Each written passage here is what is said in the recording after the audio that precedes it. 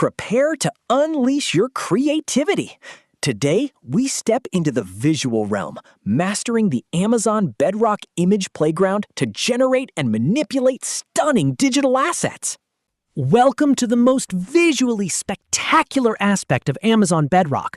While we have spent considerable time generating text and orchestrating conversational logic, today we dive into the creation of pixels.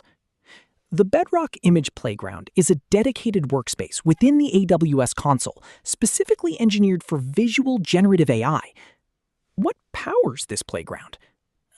It provides seamless access to world-class vision models, prominently featuring the Amazon Titan image generator and Stability AI's Stable Diffusion models. These are not simple image filters. These are highly advanced latent diffusion models. They possess the capability to translate complex natural language prompts into breathtaking, hyper-realistic photographs, digital art, or stylized illustrations in a matter of seconds. In industries ranging from marketing and e-commerce to gaming and architectural design, the ability to rapidly prototype visual assets without traditional rendering software is a massive competitive advantage. You can generate an entire marketing campaign's worth of product visualizations simply by typing a description. The Image Playground provides an intuitive graphical interface to orchestrate this diffusion process. It exposes advanced configuration dials that allow you to dictate the artistic style, the aspect ratio, the color palette, and the strict adherence to your prompt. Let us dive into the mechanics of visual prompting and discover how to manipulate these models to render our imagination onto the screen. This flowchart visualizes the generative transformation. A text prompt enters the Bedrock Image Playground, triggers a complex latent diffusion process within Titan or Stable Diffusion, and ultimately outputs a breathtaking rendered digital image. To truly master the Image Playground, we must understand the fundamental architecture of text-to-image generation. How does a model convert words into a picture? It utilizes a process called forward and reverse diffusion. The model starts with a field of complete random Gaussian noise. Guided by the mathematical embeddings of your text prompt, the model iteratively removes that noise, step by step, slowly resolving the pixels until the final image emerges. It is literally sculpting an image out of static. When you click Run in the Image Playground, the console is actually formatting a complex JSON payload and dispatching it to the Bedrock runtime. Amazed! Unlike text models that return readable strings, image models return the binary image data encoded as a massive base 64 string. In an enterprise application, your backend code must receive this payload, parse the JSON, extract the base 64 string, and decode it back into a standard PNG or JPEG file for the end user to view. Excitedly, let us look at a Python implementation to see exactly how this payload is structured and how we handle the base 64 decoding. Let's break down this crucial Python script for image generation. We import Boto 3, but we also must import base 64 and the PIL image library. Look at our JSON payload. We explicitly define the task type as text image. Inside text-to-image params, we place our descriptive prompt, a futuristic neon city skyline at sunset. Serious. We then configure the image generation config, setting our resolution to 512 by 512 pixels, requesting one image, and setting our CFG scale to 8.0, which we will discuss shortly. We invoke the Amazon Titan image generator model and receive the response. This is where the magic happens. The image is hidden inside the JSON under the images array as a base 64 encoded string. We extract that base64.str, use base64.b64 decode to convert it into raw bytes, read it into memory using io.bytes.io, and finally use the PIL library to save it as output.png to our local disk. Understanding this base64 conversion pipeline is mandatory for building generative visual applications. This illustrates the critical data pipeline. When experimenting in the Image Playground, writing a good prompt is essential. But knowing what not to generate is often the secret to a masterpiece. This brings us to a foundational concept in visual AI, the negative prompt. What exactly is it? While the primary prompt instructs the model on what to build, the negative prompt provides an explicit blacklist of concepts, styles, or artifacts that the model must actively avoid during the diffusion process. Serious. Generative image models, especially when attempting complex scenes or human figures, can sometimes introduce strange artifacts, distorted geometry, blurriness, or unwanted objects encroaching on the frame. In the Bedrock image playground, there is a dedicated input field for negative prompts. If you were generating a professional product shot of a coffee mug, you might put blurry, poor background details, extra objects, human hands, messy text into the negative prompt. The impact is staggering. By mathematically pushing the model away from those negative concepts in the latent space, the resulting image becomes dramatically cleaner, sharper, and more focused on your desired subject. Utilizing negative prompts is not an optional tweak. It is a mandatory best practice for enterprise-grade visual generation. It gives you the precise control needed to ensure brand-safe, high-quality asset creation. Look at the dual-force physics of the latent space. The positive prompt attracts the generation toward the desired object, while the negative prompt simultaneously repels the generation away from unwanted artifacts, resulting in a pristine image. The visual playground is not limited to creating images from scratch.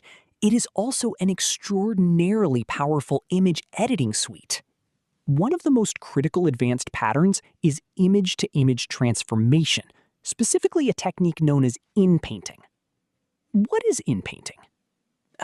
Imagine you have a beautiful photograph of a park bench, but you want to place a futuristic glowing book on that bench.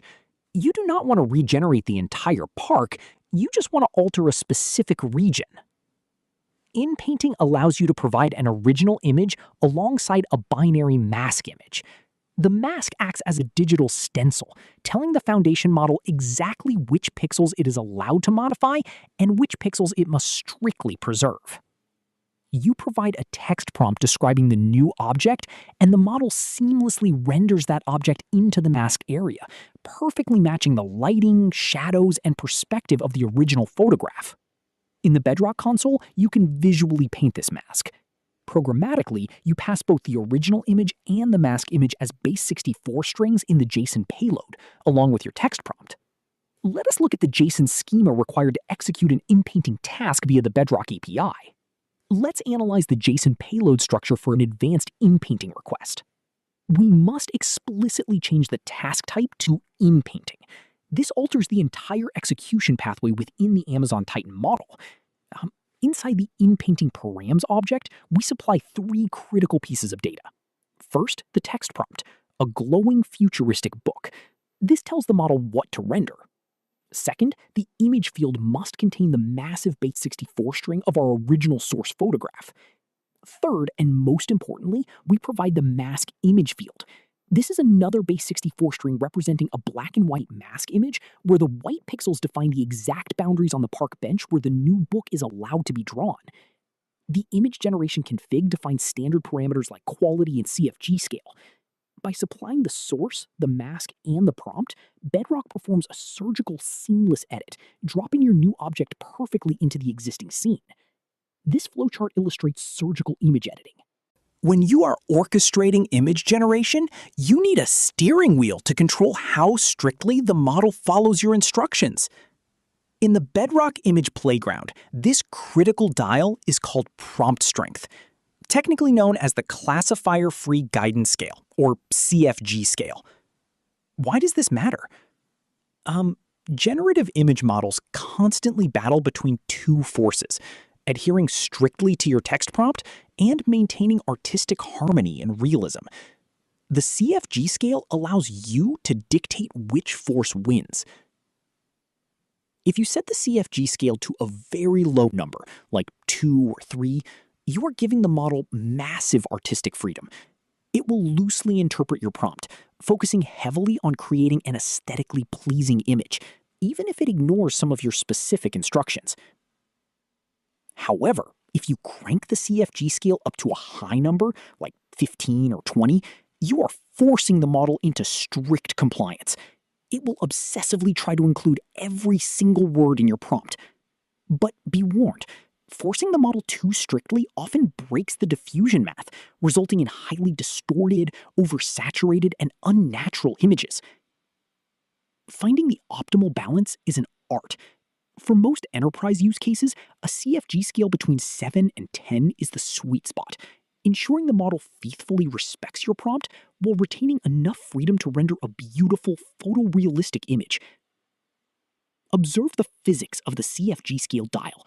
A low setting grants high artistic freedom. The medium setting strikes the optimal balance of quality and accuracy. A high setting forces strict compliance, but heavily risks severe visual distortion. We must master two more critical parameters to fully control the visual generation engine: generation steps and seeds.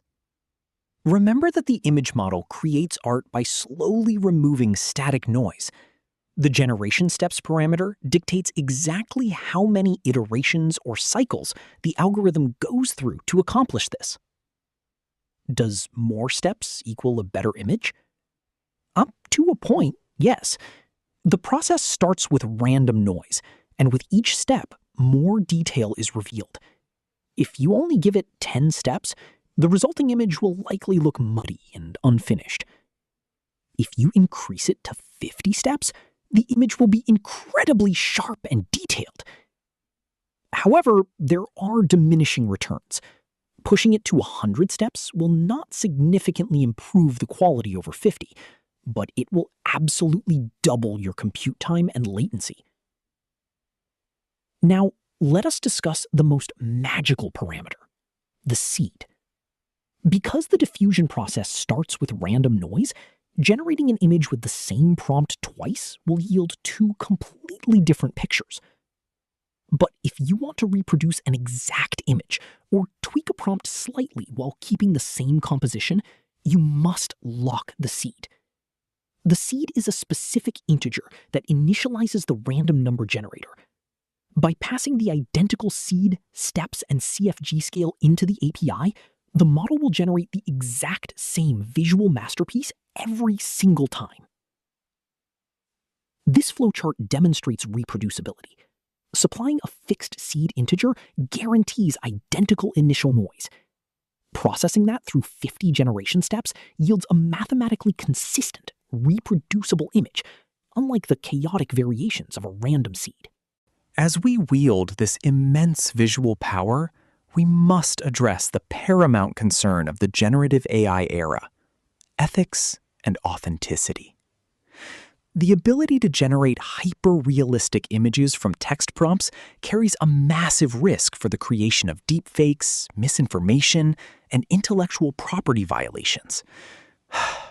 How do we verify what is real and what is synthesized?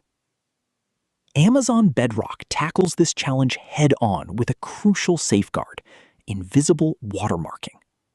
When you use the Amazon Titan image generator within the Bedrock playground or via the API, the model silently embeds an invisible cryptographic watermark directly into the pixel data of every single image it produces. This watermark is completely imperceptible to the human eye, and it survives cropping, resizing, and JPEG compression. AWS provides a dedicated watermark detection mechanism in the console and API. You can upload an image, and Bedrock will scan the pixel data, returning a high confidence score, confirming if the image was artificially generated by the Titan model. This enterprise-grade safeguard guarantees traceability and accountability, ensuring that organizations can confidently deploy visual generative AI while maintaining absolute digital integrity and public trust. We invite learners to like, subscribe, and visit quicktechie.com for premium and for recently updated material as per latest syllabus and certification prep, Q&A banks, ebooks, audiobooks, full training, interview guides. On YouTube, it may not be a latest contents. Observe the chain of trust. The Titan model embeds an invisible watermark before public distribution. Later, the watermark detection API can cryptographically scan the file to conclusively confirm AI authenticity and combat misinformation.